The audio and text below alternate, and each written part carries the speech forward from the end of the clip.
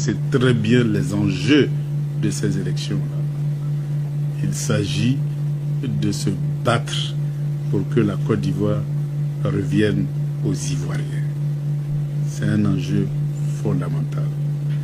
Notre pays est en train de nous échapper complètement.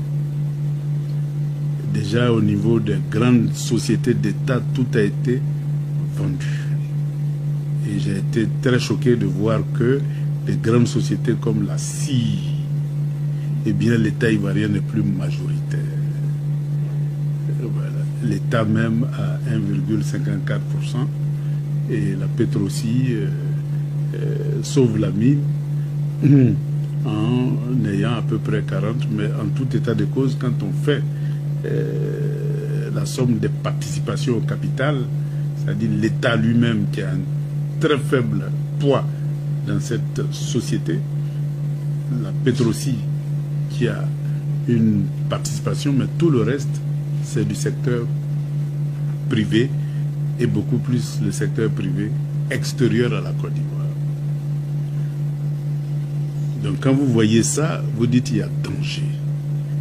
Parce qu'aucun pays développé ne peut assujettir un secteur aussi stratégique que le carburant à des partenaires, même des amis étrangers. Ce n'est pas possible. Ici, nous sommes arrivés à ça. C'est comme la Côte d'Ivoire Télécom qui a été vendue à Orange. Et dans Orange, l'État n'a que 5%.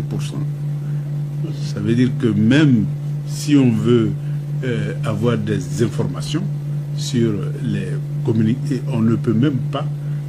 Un autre outil de communication, c'est-à-dire ce qu'on se dit entre nous Ivoiriens, c'est des partenaires extérieurs à la Côte d'Ivoire qui ont accès à l'information. Et c'est eux qui fixent le prix. C'est un danger. C'est comme l'eau. On est pratiquement à 3% du capital. Donc quand on fait le tour d'horizon au niveau des grosses sociétés qui font la Côte d'Ivoire et qui faisaient la fierté de la Côte d'Ivoire, eh bien nous avons tout cédé. On a cédé l'eau, l'électricité on a 15%. Pourtant, dans toutes les villes où je suis passé, on coupe régulièrement le courant. L'eau, régulièrement coupée. Donc les Ivoiriens payent maintenant cher pour ne pas avoir de l'eau tout le temps et pour ne pas avoir du courant tout le temps. Alors qu'avant, on payait très peu, mais on avait de l'eau tout le temps et du courant tout le temps. C'est un paradoxe. Or, on nous fait comprendre qu'on cède pour que ça soit plus efficace. En réalité, on cède pour qu'on paye plus cher, pour que ceux qui ont ça puissent s'enrichir davantage. C'est le constat qu'on fait. Mais la qualité de tous ces services-là, c'est à l'eau. Et dans les villages, ça va encore plus bas. Mais les 4200 qui sont entre 1800 et 6000, qui les empoche? Ça veut dire que nous sommes devenus des esclaves pour des gens qui pratiquement ne font rien et qui viennent ramasser ce que nous produisons, je dirais même gratuitement. Et eux, ils s'en vont s'enrichir et nous, nous vivons dans la pauvreté.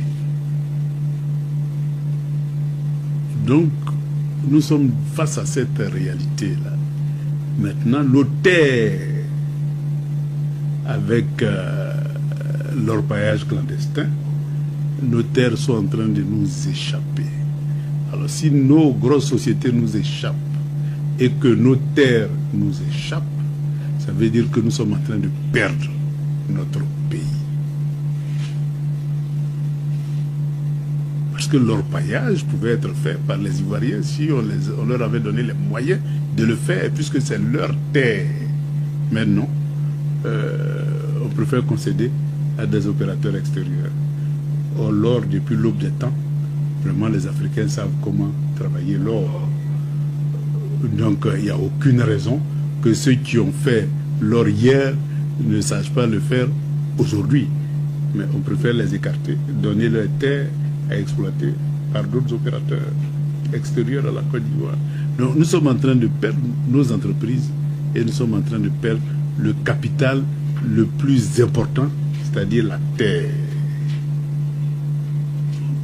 Donc il faut qu'en 2025, on puisse arrêter ça.